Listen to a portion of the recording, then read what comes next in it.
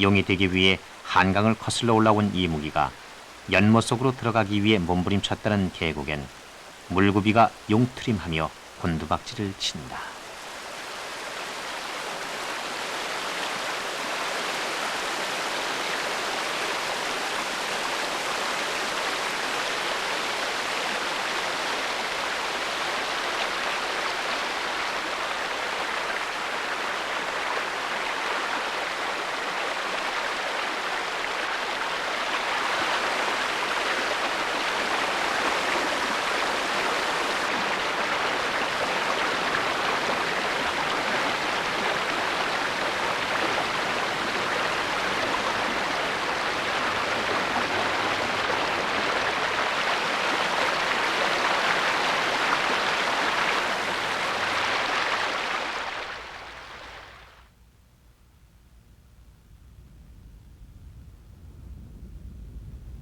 한간과 낙동강은 태백산의 탯줄이다.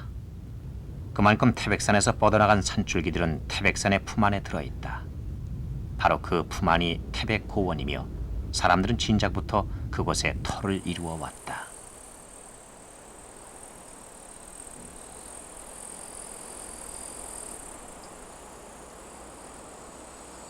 해발 1200m의 600산 줄기 아래 6집 4가구가 모여 사는 무건리 큰 마을은 태백고원에서도 오지 마을이다.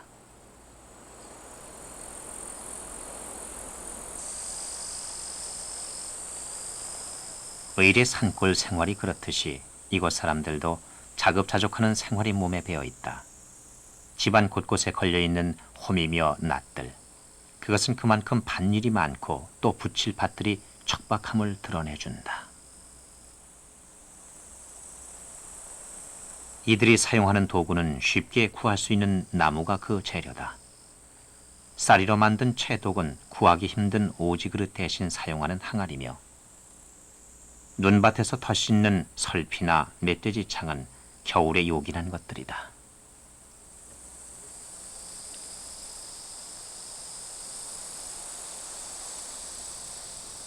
산중 생활에서는 모든 것이 여간 조심스럽지 않다.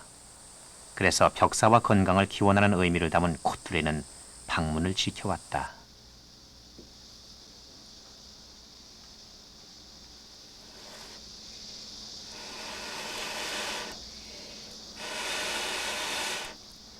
불씨를 보관하는 화티는 따로 연료가 있지 않을 탓에 부엌 살림에 있어 무엇보다 소중한 것이었다.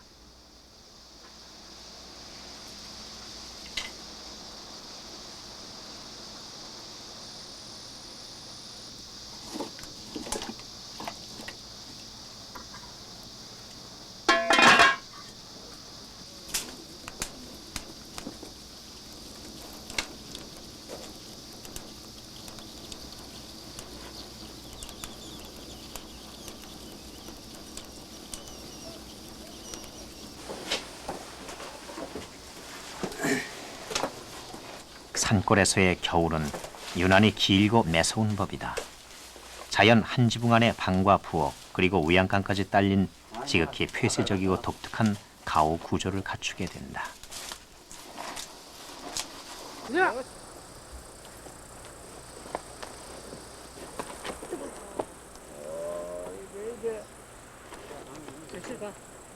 이게 보험이라니까.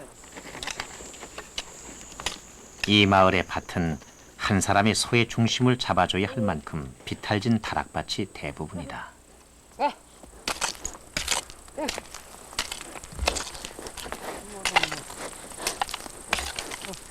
가자. 고만고만한 밭대기에다 일선까지 더 붙어야 하는 농사지만 여름볕을 쪼개 일선을 놀리는 이들의 부지런은 유난하다.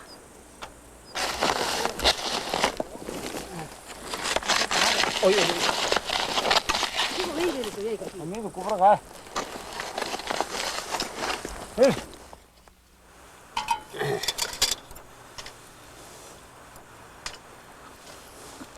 간대 영무도 안 했네. 아이고 씨. 보이 오면 너. 에이? 이 쌀먹까지 넣으면 구멍이 아주 벌썩 나야 되는데. 계속 잡아줘야지. 전화이 그래야지. 에이, 안 그래서 해먹었다. 여면은 끄띠만은 산등성이에 매달려 비스듬히 둘러앉기는 했지만 비탈밭이라고 무엇 하나 비스듬히 자라는 것이 있던가.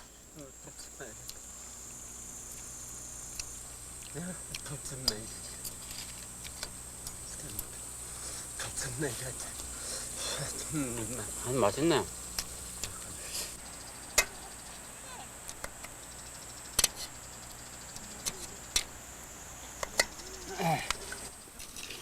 김면이 나가. 잘 끓는다. 이거 비라면 심어 잘 돼. 사람 보기가 산짐승 보기보다 어려운 탓에 이들에게는 이웃이 집안 식구와 다르지 않다. 비록 나눌 것은 많지 않아도 일손을 나누는 것만으로도 정겨움을 느낄 수 있는 것이 이들의 생활이다.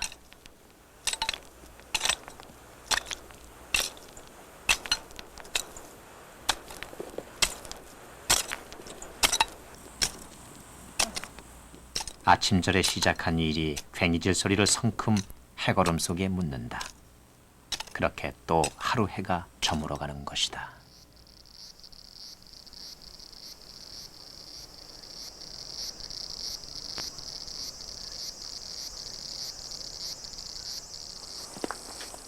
장 보러 갑시다. 빨리 가요. 한번 가보. 가야지요. 한번. 뭐 두고 싸먹어, 뭐 사먹어. 뭐 여기서 가서 사가지고 문대 오지요. 가야지. 우리도 둘이 가는데.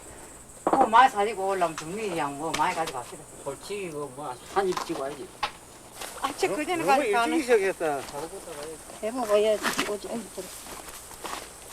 중앙일장 장날은 새벽부터 서둘러야 한다. 뭐 버스가 들어오지 않는 탓에 부지런히 다리품을 팔아야 아침장에 닿을 수 있기 때문이다.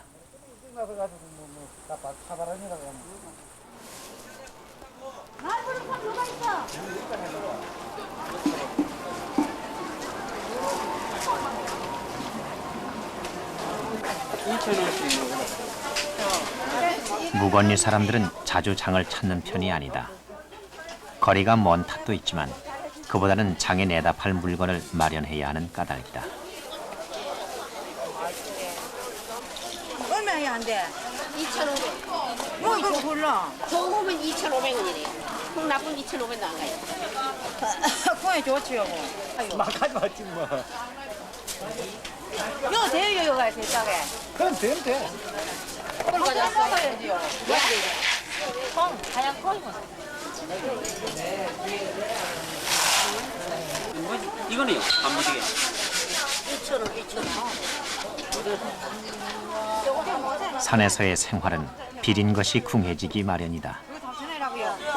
저거는 5,000원 받아야 돼. 술 한잔 하는데 이거 오징어도 있으면 낫지 않나? 오줌 가져가요, 오줌 좀.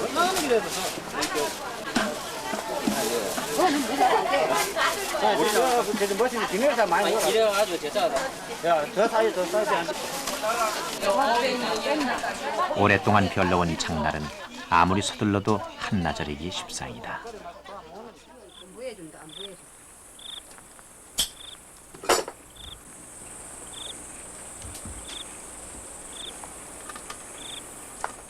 이들은 일손 마를 날이 없다.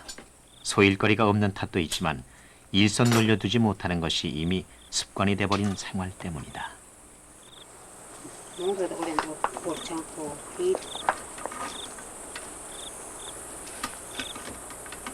장마도 너무 뭐 질게 하니 저거 뭐 곡식 다 마음고 저거 어떻게 하냐. 내년에 하지. 내년에 하면 또 내년에 곡성. 당이고 비를 쳐야 되는데. 걱정을 달고 사는 이들이 처음 일군 것은 화전밭이었다. 이곳 사람들 대개는 화전 경험이 있는 사람들이다. 하전 아니면 식소리 뭐 많은 식소리 뭐 그 아니면 뭐 참 애를 굶을 정도로 그러니까 아주 많이 이루어가지고 뭐 그래가지고 생활 유지해야지. 또 화전은 어떻게 일구는 겁니까? 그 일구는 방도는 이제 저 산 어디 땅이 이제 아주 좀 좋고 그 퇴비명 냉 정도로 좀 걸차고 이런 데다가 산에 이제 가가지고 쭉 이제 놔둬가지고 내 앞에 해놓고 뭐 이제 광일을 가지고 이제 건불 싹 내려 겁니다. 내려 걸어가지고 알을 이제 내놓고는 이제 볼을 쭉 나오면 내려지르지요. 볼을 내려지르면 그 이제 뭐 사람이 많아야 됩니다. 그 뭐 일꾼을 많이 얻어 가지고서는 불을 이제 놓을 때는 그래요. 쭉 내려지르면 그만 오염성이 적고 그랬죠. 그러면은 그 대개 그 화전에 밭을 하나 일구시면 얼마 동안 농사를 지으세요? 한 3년 정도는 아주 곡식이 잘 되지요.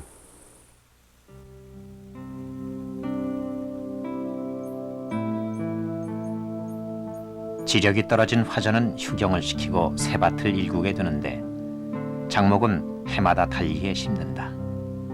대개는 콩이나 초, 메밀의 윤작으로 충분히 지력을 활용했다.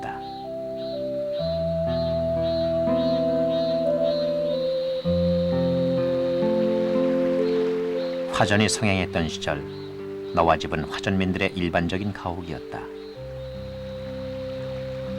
너와집의 구조는 산골 마을의 폐쇄 구조와 다르지 않다.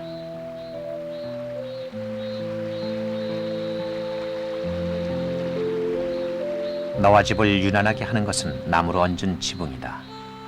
너와의 재료는 지름 30cm 정도의 적송이다. 이것을 널판지처럼 자르고 쪼개 기와 언뜻 얹은 것이 너와집이다.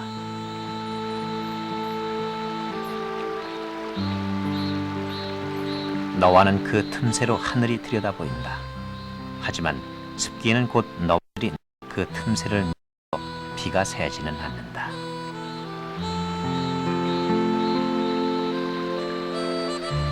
화전민들의 지혜를 느낄 수 있는 너와집. 하지만 화전 정리 사업과 함께 밀려난 너와집은 이제 주인을 잃고 추억처럼 남아있다.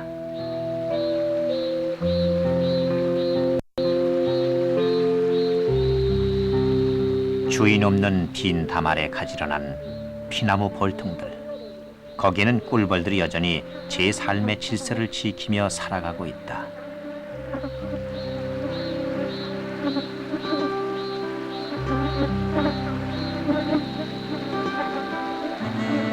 사람들은 생활의 변화를 요구한다. 하지만 태백고원에서 변하는 것은 사람들의 삶일 뿐, 더 많은 살아있는 것들이 사람들과는 무관하게 자연의 질서에 따라 스스로의 삶을 이어가고 있다.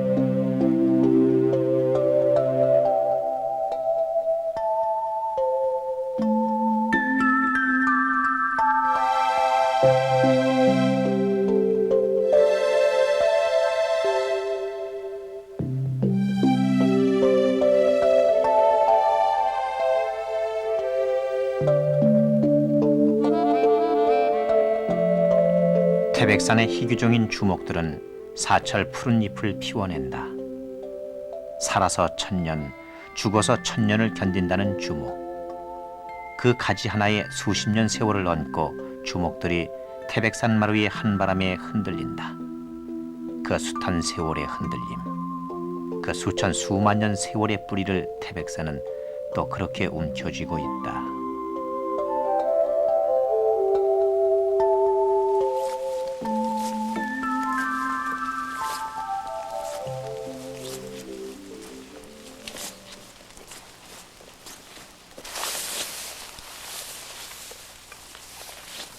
오랜 동안 태백고원에서 그 모습이 변하지 않는 것은 약초 캐는 사람들이다.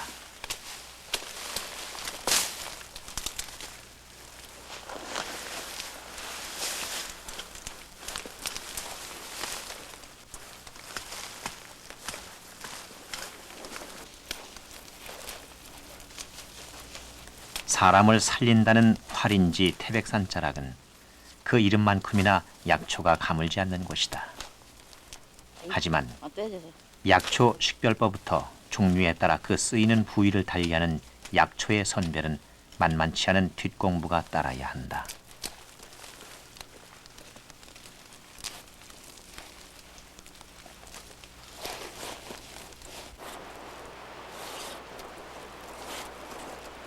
그리고 남보다 운도 따라줘야 약초꾼 소리를 들을 수 있게 된다.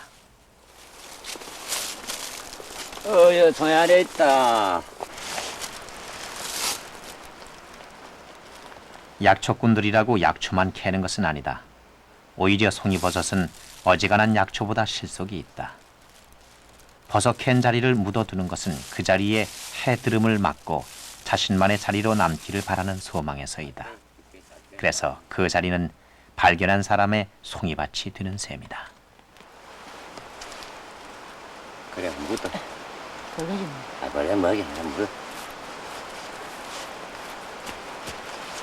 비린 걸 먹고나 뭐 이래 가면은 뭐 좀 부정한 일이 있으면은 뭐 큰 짐승을 만난다든가 그러면 그날이 뭐 재수가 없다든가 이러기 때문에 산에 갈 때는 아침 같은 걸 이래 먹을 때는 뭐 보통 밥으로 정결하게 먹고 그래 산에 가지요. 뭐 저 재수 없는 날은 가다 보면은 뱀도 만나고 뱀도 만나면 뱀을 그걸 참 피해서 무서우니까 피해서 돌아가는 수도 있고 그래 가가지고 재수 없으면 뭐 기분이 나쁘면은 되돌아가고 그랬습니다.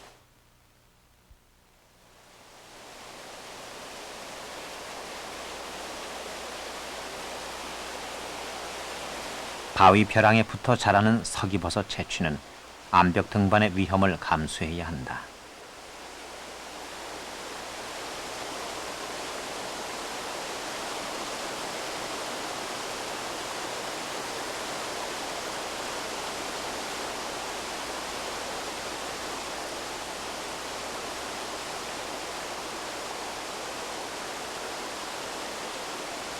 한 손엔 밧줄을 움켜쥐고 다른 손으로는 버섯을 뜯어야 한다. 어느 쪽도 놓을 수 없는 목숨줄이긴 마찬가지다.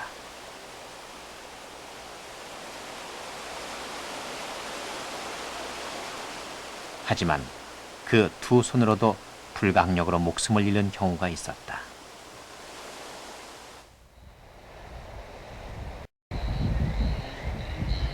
예전에는 태백산에 호랑이들이 많았었다. 두 눈에 난퍼불을 켜고 돌아다니는 호랑이는 가장 두려운 존재였다. 호랑이는 마을까지 내려와 사람들을 물어가곤 했다. 호랑이 보지는 못해도 내가 어릴 적에 이웃 범이 사람을 물어갔기 때문에요. 이 문에다가 판자를 붙이고 이중문을 해놓고 살았습니다. 내가 젊어 어릴 적에요. 그리고 호랑이 우는 소리도 많이 들어봤고요. 호랑이 불도 봤고요. 직집은 보지는 못했습니다만 당장 이불에서 봤습니다. 우는 소리와 불과. 그래서 호식당하신 경우도 좀 얘기도 들으셨습니까? 오식을 이불에서 해간 부르는 이중문을 여다가 해놓고서 살았습니다. 이불에서 호식 해가고부터요. 요 호식이 머지않은 저 산 넘에 지금 화장터 있습니다만 그럴 때 내가 나이 어려서 벌써 압니다.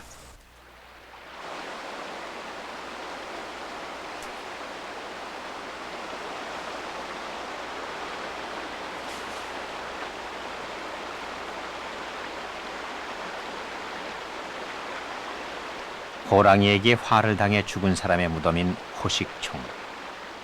호랑이는 사람을 잡아먹고 나면 머리만 남겨놓는다고 한다.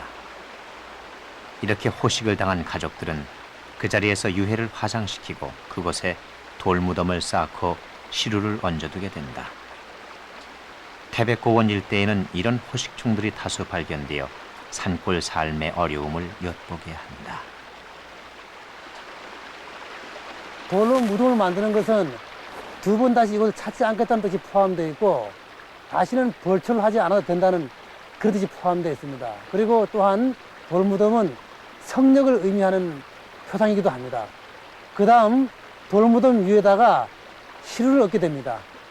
시루는 귀신을 가두는 의미가 있습니다. 시루를 엎어놓게 되면 위쪽에 구멍만 있고 사방이 뺑돌로 막혔기 때문에 철옹성과 같습니다. 그곳에 귀신이 갇혀서 나오지 말라는 뜻이 있는 것이죠. 그리고 시루를 엎어놓게 되면 시루의 구멍이 9개가 됩니다. 그 9개의 구멍이 구천, 즉 하늘을 의미하는 것입니다. 그 구멍의 가운데 구멍에다가 가락꼬지라는 쇠고쟁이를 꼽아놓게 됩니다. 그 쇠고쟁이를 가운데 구멍에 꼽아 놓음으로 인해서 호랑이에게 잡혀먹기 하는 창기라는 귀신이 그곳에서 나오지 못하고 뱅글뱅글 돌기만 하라는 뜻이 포함되어 있습니다. 그리고 가락꼬지는 벼락과 창을 의미하기도 합니다. 그래서 귀신이 그곳에서 벼락 치듯이 하늘에서 가락꼬지가 내려 꽂혀 있는 것이고 창으로 찌르듯이 그 꽂혀 있기 때문에 창기가 꼼짝을 하지 못하고 옛말에 창기가 사단의 8촌까지 다니면서 사람을 불러내어 호랑이에 잡아먹히게 한다는 전설이 있습니다.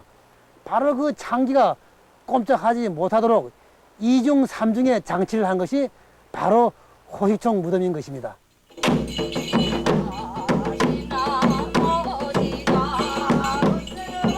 산신굿은 그런 호환을 물리치고 마을의 안녕을 기원하던 일종의 마을 굿이었다.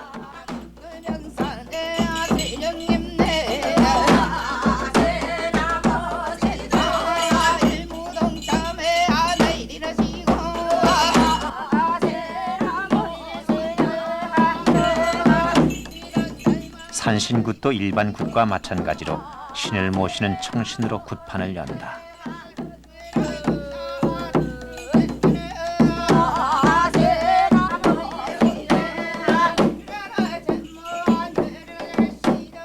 유령산은 삼척에서 경상도로 가기 위해선 반드시 넘어야 했던 큰 고개였다. 먼 길 떠나는 사람들은 고개를 넘기 전에 호환을 피하기 위해 산신제를 올리곤 했다.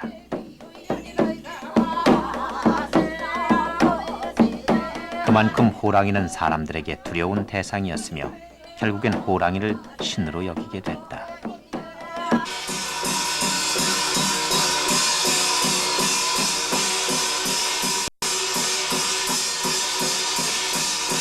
그래서 신을 청에 대접하고 위로함으로써 신의 노여움을 풀고자 했다. 그리고 사람들은 그 대신 마을의 무사함을 보답받고자 했다.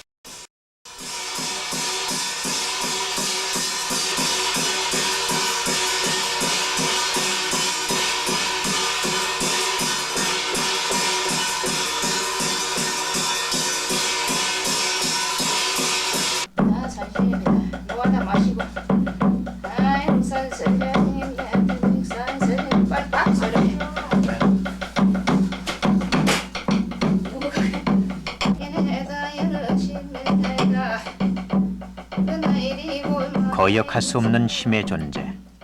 하지만 신은 사람들에게 복종만을 요구하지 않는다. 기원을 담은 소지.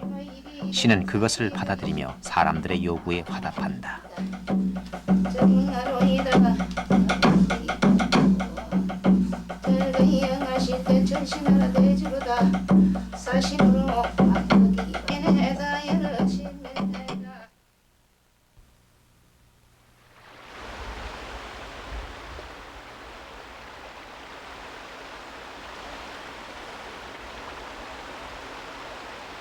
산골 마을의 집들은 붙일 땅의 공간을 확보하느라 마을 전체가 거리를 두고 떨어져 있다.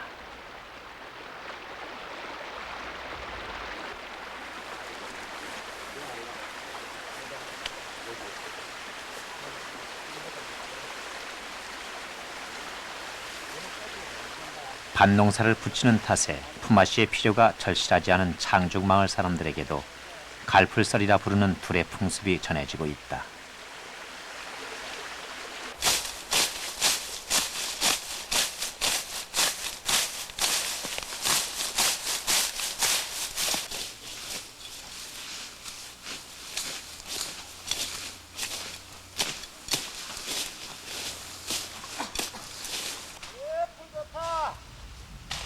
갈풀썰이는 추수 전 농사를 위해 집집마다 돌아가며 퇴비를 장만해온 이들의 풍습이다. 갈풀은 참나무나 도토리나무 계통을 이른다. 하지만 그것만이 재료가 되지는 않는다.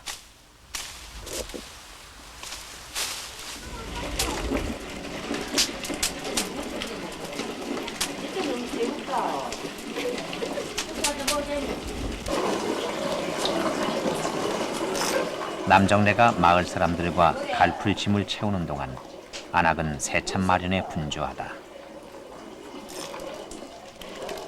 인역들의 새참거리는 올창묵으로 부르는 올챙이 묵이다. 올챙이 묵의 재료는 옥수수 녹말이다. 옥수수 녹말은 맷돌에 가른 옥수수를 체에 받쳐 얻는다.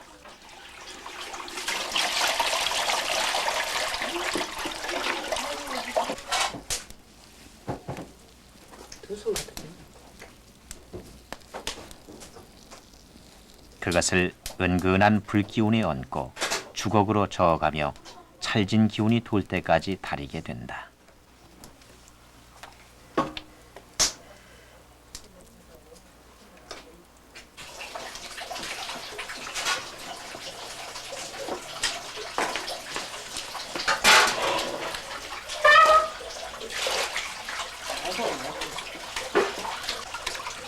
건드리지 마. 물 내려가잖아.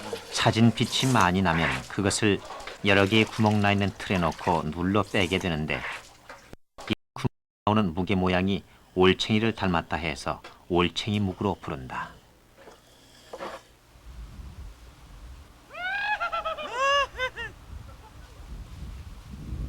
갈풀썰이는 화전농에서 정착농으로 전환하는 과정에서 생겨난 것으로 보인다.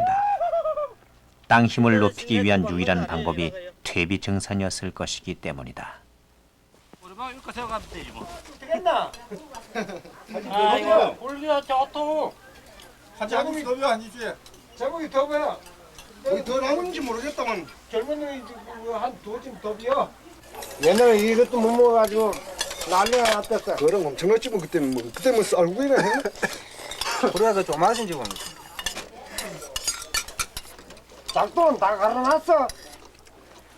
아이 주식에. 아 준비 다 됐지 뭐 준비 안 첫부터 되는 거. 그것만 가란 걸. 풍덩 풍덩 풍덩새.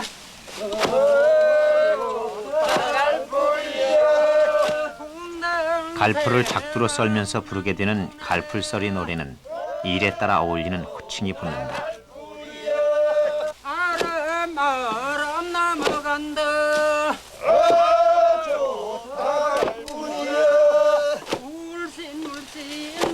선소리를 하는 풀아씨는 나무의 크고 작음을 가려 적당히 풀모씨에게 넘겨준다. 그러면 풀모씨는 작두에 풀을 먹여댄다.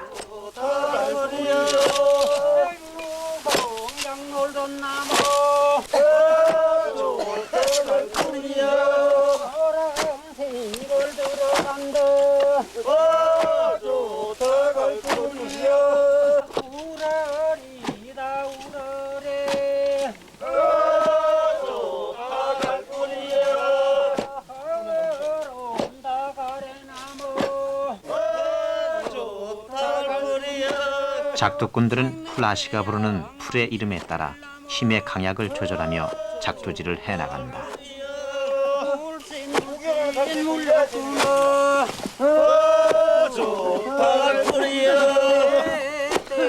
담배 때도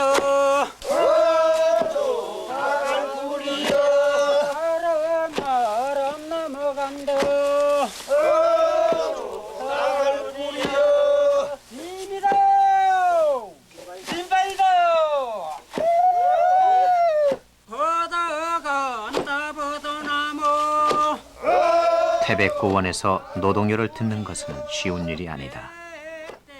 정착농으로 삶을 전환시키면서 이들이 불러온 노동요. 갈풀서리는 또 다른 변화의 예고였는지도 모른다.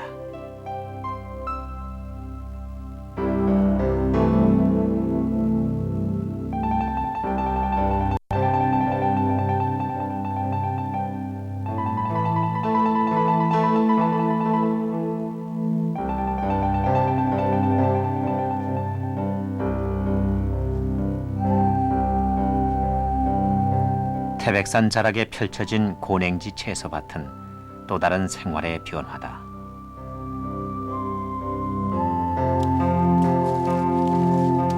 사람들은 생활과 함께 산의 모습을 변화시킨다. 그것은 주어진 환경에 등 돌리지 않고 새로운 가치를 부여하는 일이기도 하다.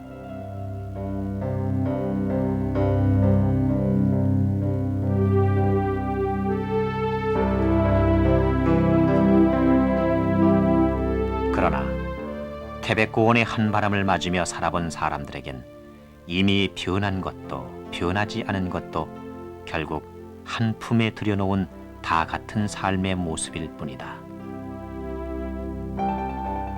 그것이 비탈진 삶이거나 잊혀진 풍경이거나 또는 새로운 변화이거나 사람들은 자연의 일부가 되어 살아간다. 산구비가 저녁해를 묻듯 꺼뜨릴 수 없는 삶의 풀씨를 갈무리하면서.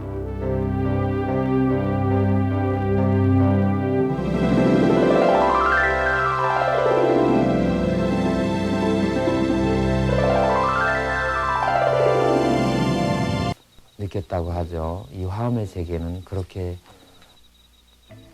마음을 비우라. 의상은 중생 제도를 위해 화엄정에 대한 집착의 끈을 놓았다. 그것은 기꺼이 버림으로써 더 큰 세계를 얻은 것이었다. 백성들 사이에 퍼진 정토 신앙을 흡수함으로써 지금까지 몇 년이 이어오는 화엄정의 기틀을 마련할 수 있었고 삼천의 제자와 중생들을 제도할 수 있었다.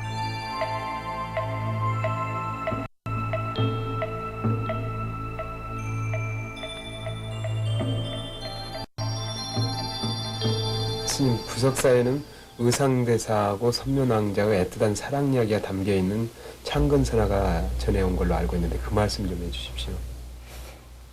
예, 의상대사께서 처음에 중국에 들어가실 때부터 따르고 연모하던 선묘낭자가 이제 공부를 끝마치면은 혹시 자기의 그 간절한 사랑을 혹여라도 이렇게 부응해줄까 생각하고 있었는데 선묘낭자가 이제 떠나신다는 소리를 듣고 음식과 여러 가지를 장만해가지고 내려오는 길에 의상주사가 배를 타고 그대로 말도 없이 훌쩍 떠났거든요.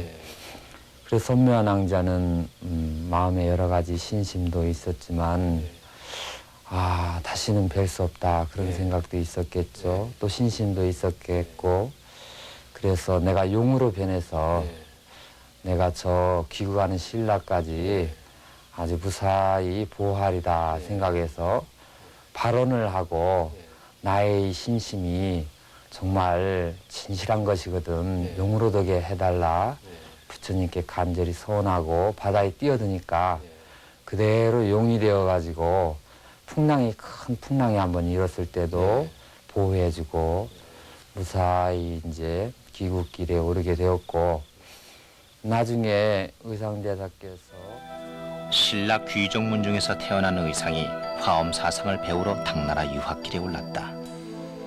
가는 도중 당나라 어느 신도 집에 머물게 됐는데 그 집에 선묘라는 딸이 있었다.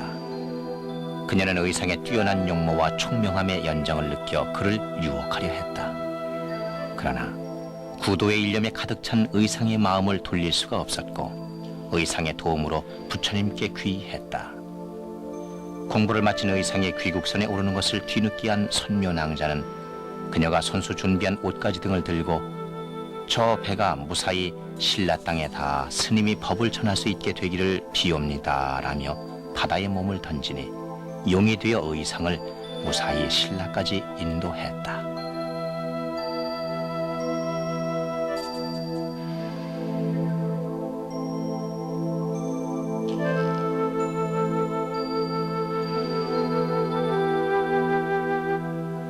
그 후 뜬바위가 되어 허공을 떠돌며 이교도의 무리를 내쫓고 중생을 제도코자 하는 의상과 그의 사상을 보호했다 한다. 선묘의 혼은 바로 무량수전 뒤편의 뜬바위로 남아있을 것이다.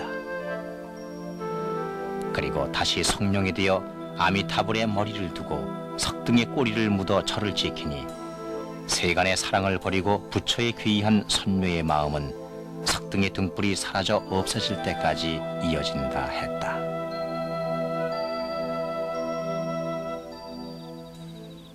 선묘낭자가 의상대사에 대한 간절한 사랑을 버리고 더 큰 세계를 구한 것, 그것이 바로 화엄의 세계가 아닐까. 통일 이후 분열된 삼국 백성의 마음을 부석사가 하나로 모을 수 있었던 건 바로 이름도 형체도 버리고 하나에서 전체를 보며 이 둘을 융화시키는 사상, 현세에서 극락을 재현한 부석사의 모습에 있지 않았을까.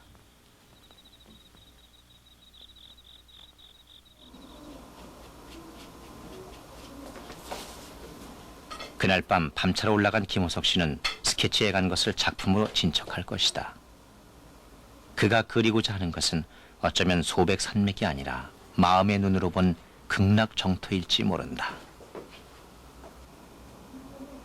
심신의 고통이 없고 즐거움이 가득한 곳, 아름답게 치장된 유리 땅의 세계, 그것은 바로 청정한 마음의 정토일 것이다.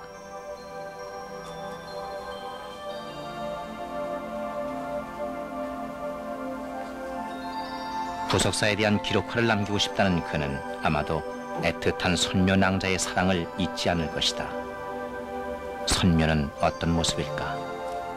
의상대사를 따라 이역당까지 찾아온 심사와 성령이 된 그 살신성인의 정신이 부석사 곳곳에 살아있기 때문이다. 쉽지 않은 형상화 작업이지만 언젠가는 그의 백지 위에도 선묘낭자의 미소가 머물 것이다.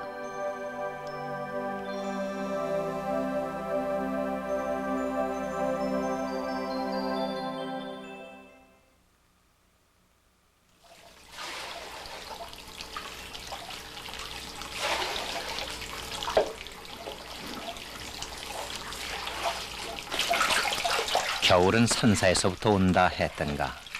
승려들은 세간의 욕심과 안일함을 경계하기 위해 설안에도 찬물에 몸과 마음을 씻는다 했다. 부석사는 대가람이었을까?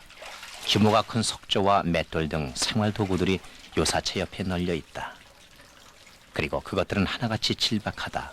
치장을 멀리하는 구도자들의 자세를 짐작케 한다. 세면장 옆에 있는 우물 하나, 선묘의 이름을 따서 선묘정이라 했다. 아무리 퍼내도 물이 마르지 않으니 선묘의 한량없는 마음을 닮아 그렇게 불렀으리라.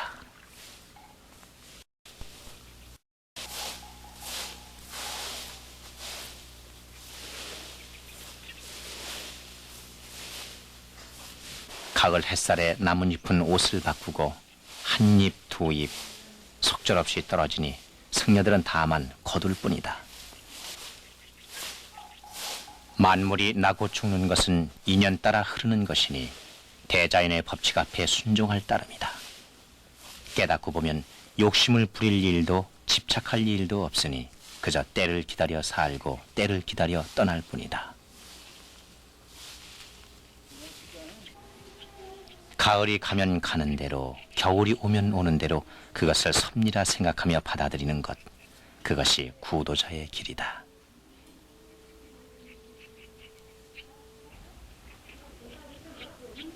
산사의 아침은 차고 깨끗하다. 세간에서 사람들이 찾아온다. 그들은 무엇을 보러 이 먼 길을 올라온 것일까? 그들은 한간의 얘기거리나 볼거리를 찾아왔는지 모른다. 무량수전 오른편, 선묘영정이 모셔진 선묘각. 사람들은 성령에 되어 절을 수호하는 선묘를 보지 않고 단지 그림으로서의 모습만 보고 있지 않은지.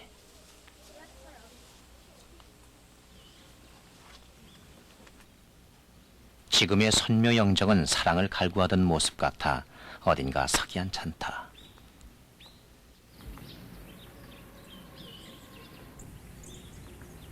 의상의 위협을 기리기 위해 후대에 지어진 조사당은 무량수전보다 절제된 모습을 하고 있다. 최근에 시주된 의상대사의 소조상 역시 어딘가 어줍지 않다. 생각 없이 만들어진 형태와 색조는 의상의 기품에 못 미치며 국보로 지정된 조사당 벽화는 이곳에서 모습을 감추고 저 끝에 걸린 또 하나의 선묘 영정, 의상과 선묘에 엇갈린 시선이 가슴 저미도록 허전함을 안긴다.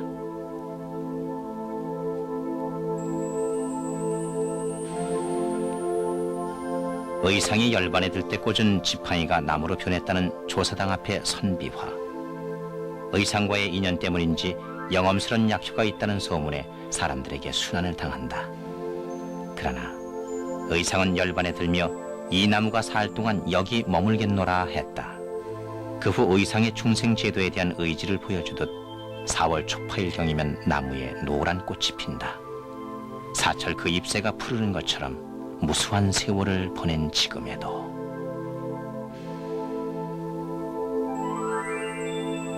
마을이 있고 가수원이 조성됐죠. 이 근처에 흩어져 있었지만은 부석사에 딸린 부속구 암자들, 말사들이 많이 있었다고 합니다. 그래서 폐사지로 남아 있었는데 그 폐사지에는 보면은 부도라든지 아니면 탑이라든지 이런 것들이 흔적이 많이 남아 있었는데 지금 그 일부를 부속사 그 지금 현 절경영 내에다 옮겨놨죠. 여기저기 흩어져 있던 부도와 탑, 불상 등을 지금의 경내로 옮긴 뒤에도 부석사 어귀의 사과밭에는 요사치에서 보았던 석조와 돌 무더기들이 곳곳에 흩어져 있다. 부석사의 규모는 봉황산 일대에까지 넓게 이르렀을 것이다. 뱀이 봉황의 알을 먹는 지세를 가져 악재가 꼈는데 스님이 뱀의 머리에 탑을 세우니 액이 물러났다는 얘기가 아직도 입에서 입으로 전해지고 있는 이 마을에는 탑도 석불도 많았다 한다. 떨어진 게 저게 한 개가 있습니다. 이런 게 몇 개 있었습니까? 3개 있었습니다. 아, 3개요. 이 탑을 세운 다음 요 목을 끊었습니다. 뱀의 목을 요 끊어가지고 저쪽 우리 이쪽으로 가게끔 목을 끊었다. 그럼 여기가 뱀의 형국인데요. 지금 부석사는 봉황산이라고 하거든요. 그럼 봉황하고 어떤 관계가 있습니까? 탑의 축조로 보호된 봉황알 때문에 이곳은 봉황산이라 불렸고 그곳에 부석사가 세워진 것이다. 아직도 논밭 한가운데 솟아올라 봉황알이라 불리는 이것은 사실 봉분 같은 모습이다. 유독 인재가 많이 찾았다는 이곳. 그들 중 한 사람의 무덤은 아닌지.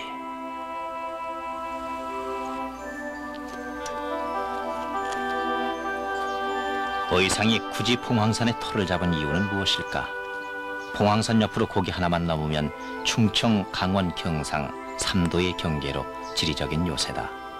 또 정감록의 십승지인 예천과 풍기, 금계천과 맞닿으니 이곳이 바로 전형적인 명당 아닌가. 십승지라고 그러는데요. 언제부터 사람들이 이쪽으로 들어와서 살게 됐습니까? 이거는 내가 볼 때는 저기 우리 조상들이 오는 걸 봐서는 그 외정 때 많이 왔고. 외정 때요? 예. 그 징용 안 가려고. 예. 그때부터 이제 대동아 전쟁 그 날 때 그때부터 이제 피란들을 왔죠. 임진왜란 뭐 경자 그 당시에도 그때 오신 분들도 있고. 큰 전란이 일어나면은 피해서 이쪽으로 찾아왔거든요. 주민들 생업은 어떤 주업입니까? 예전에 우리 조상들은 와가지고 논농사만 하고 그것도 또 올곡을 심고 그 이제 냉해 같은 게 있을까봐 꼭 그 이제 그 정감록대로 하느라고 보리, 감자 이런 거 심었지만 요즘에는 그 자손들이서 그 어른들 때문에 고생을 많이 했으니까 그랬으니까 이제는 인삼도 하고 경제작물들을 시작했지요. 어떤 전란에서도 피해가 없었던 곳. 피난 와서도 질 좋은 인삼을 키우며 어려움 없이 살 수 있는 곳. 길은 산중에 있어도 산이 주는 것만으로 넉넉한 곳. 그래서 사심 없이 살 수 있는 곳. 의상대사의 뛰어난 안목으로 부석사는 이 터에 자리를 잡은 것이다.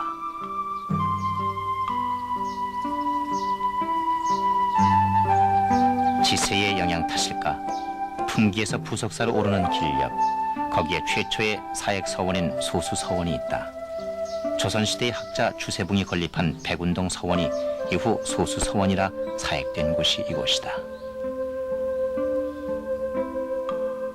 애초 이곳에 서원을 세운 주세붕, 풍기 땅에 인삼의 뿌리를 심어 놓았다는 그는 고려의 위기를 구하려 했던 안양을 위해 사고를 지었다.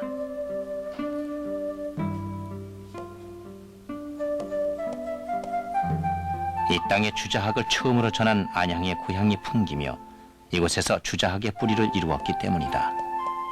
터는 그런 인연과 인연으로 고리를 맺고 있었다. 이 지리학적인 입장에서는 여기가 우리 인체로 말하면 그 요추와 흉추에 해당되는 그런 위치에 자리 잡고 있다 할 수 있겠고요. 그 다음에 또 자연적인 어떤 이 배경으로 보면은 이 소백산이 그 분수령을 형성해서 서북으로 물줄기가 흘러가면은 한강 500리길의 한강 문화를 형성하게 되고 또 반대로 동남으로 물줄기가 형성돼서 내려가면은 그 물은 낙동강 1300리의 원류로서 낙동강 문화를 만들 수 있는 그런 그 문화의 어떤 창출지, 시원지라고 소개를 드릴 수 있겠습니다. 그래서 유사 이래로 우리 정치, 경제, 문화, 역사 면에서 여기가 또 그 문화의 본고장, 정신 문화의 본고장으로서 부석사 같으면 하엄 사상의 어떤 발상지, 우리 소수서원 이 자리 같으면은 또 우리 유교의 어떤 성리학의 발상지, 그래서 정신 문화의 본고장, 물의 원류답게 산사 밖에서 바라본 부석사는 바로 문화의 시원지 중심에 있었다. 물줄기가 서북으로 동남으로 흘러더니 부석사의 정신이 이 땅 전역으로 퍼졌을 것이고 물줄기는 머물기를 허락하지 않고 그리하여 이 물이 흐르는 땅엔 극락의 세계가 결코 멀리 있지 않습니다.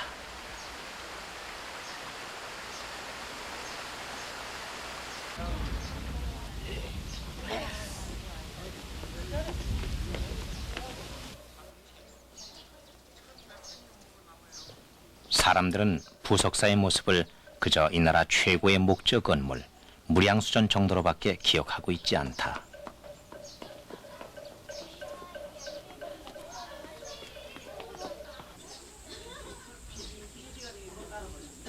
또한 사람들은 퇴색한 단청을 보고 오히려 화려하게 치장되지 않았다 탓한다.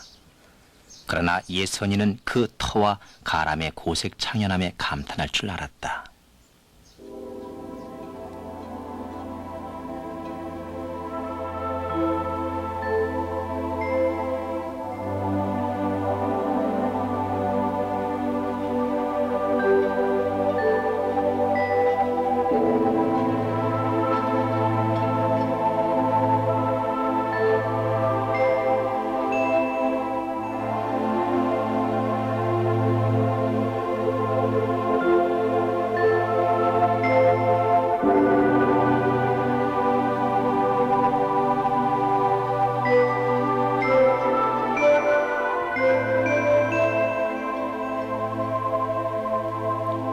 자인당의 석조 삼존열의 좌상, 부석사 인근에서 옮겨온 이 불상들은 병화 탓인지 사람의 삿된 희롱 탓인지 많이 훼손된 모습이지만 천년의 시절을 맨몸으로 경험한 소중한 유산들이다.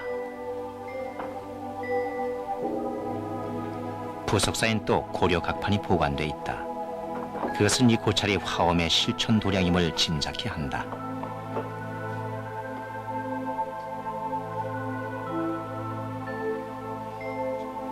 한 줄에 34자를 꼼꼼히 새긴 각판이 무려 600여 개에 이르니 옛 수도승들은 교리 한자 한자를 새기며 화엄의 사상을, 의상의 구도 정진의 길을 따르려 했을 것이다.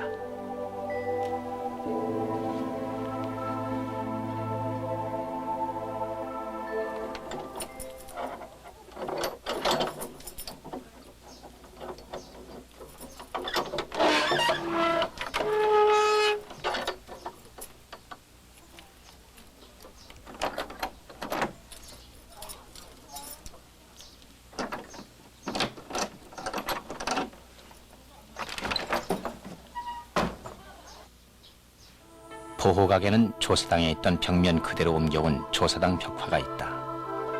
우리나라에서 가장 오래된 이 벽화 불화는 대식이나 덧칠을 거듭했음에도 희미한 윤곽만을 보이고 있어 보는 이를 안타깝게 한다.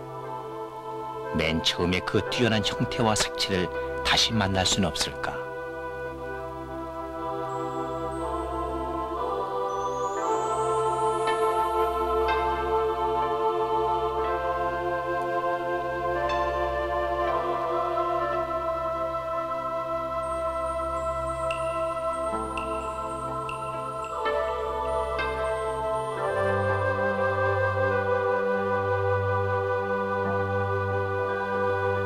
특히 회화적으로 중요한 가치를 지닌 조사당 벽화는 현대 첨단 과학의 힘을 빌어 최초의 모습으로 지금 복원되고 있다.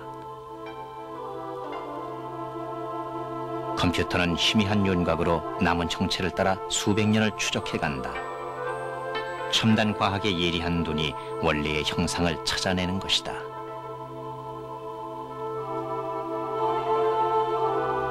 언젠가는 당시의 모습대로 채색되어 조사당 벽면을 채우는 날, 사람들은 그 앞에 숙연한 마음으로 감탄하고 중생구제의 참뜻을 되새길 것이다.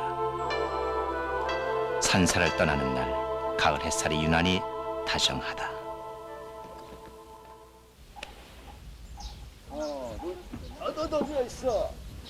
괴물은 석가가 설법했을 때의 모습을 그린 영산 회상도다. 왕족의 편안한 삶을 뿌리치고 깨달음을 통해 중생을 구제한 부처. 그런 부처의 길에 의상의 길이 함께 보인다. 그도 부처의 길을 걷고자 하지 않았는가? 의상은 내게 이렇게 이르는 듯하다. 사람들은 물결을 보고 동풍이 일으켰다 서풍이 일으켰다 말하지만 어디 구별이 있겠는가? 그것은 그저 물결일 뿐이다. 마음을 비우고 보면 동과 서의 구별이 없으니 남과 북이 또한 따로 있겠는가? 각기 다른 체제 속에서 백성들의 마음을 화음으로 통일시켰던 의상은 허리가 잘린 오늘의 국토를 보며 또 하나의 가르침을 설파하고 있었다. 조사당 앞들에 자라고 있는 선비화를 기억하실 것입니다. 그 선비화는 의상대사께서 열반에 드실 때 지팡이를 꽂으면서 이 나무에서 싹이 트고 꽃이 피면 내가 죽지 않고 영원히 이곳에서 살고 있는 것이라고 알라고 유언을 남겼다고 합니다. 의상대사는 지금 여기 어느 곳에선가 오늘 혼돈과 고통 속에서 살고 있는 우리들의 모습을 지켜보면서 그가 원했던 극락정토 세계가 다시 한번 재현되기를 기원하고 있을 것입니다. 그 기원은 의상의 기원이자 이곳에서 터를 이루고 뜻을 펼치게 했던 뜸바위의 기원이라고 할 수 있을 것입니다.